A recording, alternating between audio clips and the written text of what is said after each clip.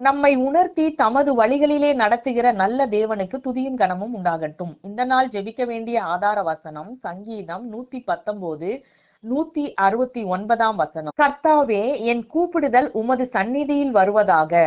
உமது வசனத்தின்படியே என்னை உணர்வுள்ளவனாக்கும். துதிக்க எரேமியா 33 வசனம். இதோ நாட்கள் வரும் என்று கர்த்தர் சொல்லுகிறார். அப்பொழுது நான் இஸ்ரவேலின் குடும்பத்துக்கும் யூதாவின் குடும்பத்துக்கும் சொன்ன நல்வார்த்தையை நிறைவேற்றுவேன். நாம ஒவ்வொரு நாளும் அறிஞ்சோ அறியாமலோ தெரிஞ்சோ தெரியாமலோ கர்த்தருக்கு விரோதமாக பல காரியங்களை செய்து வருகிறோம். நாம செய்யறது தவறுன்னு தெரிஞ்சாதான் அந்த தவறை நாம சரி செய்து கொள்ள முடியும்.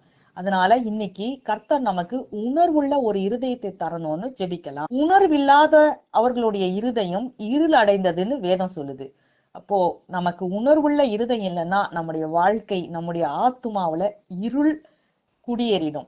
அதனால அந்த இருளுக்கு நாம அடிமையாகாதபடிக்கு கர்த்தர் நமக்கு உணர்வுள்ள ஆவியையும் இருதயத்தையும் சிந்தையும் தந்து அவருடைய வழிகளிலே நம்மை நடத்தணும்னு இந்த நாள்ல கர்த்தரை நோக்கி ஜெபிக்கலாம். துதிக்க வேண்டியது கர்த்தர் நமக்கென்று குறித்திருக்கிற நாள்ல கர்த்தர் நமக்கு இறங்கி நமக்கு செய்த வாக்குத்தத்தத்தின்படி நம்மை ஆசீர்வதித்து நமக்கான நன்மைகளை நிச்சயமாக வழங்குவார் என்று வாக்கு கொடுத்திருக்கின்றபடியால் நம்மை ஆசீர்வதித்து வழி நடத்துகிற நல்ல தேவனை நன்றியோடு ஸ்தோத்திரிக்கலாம்.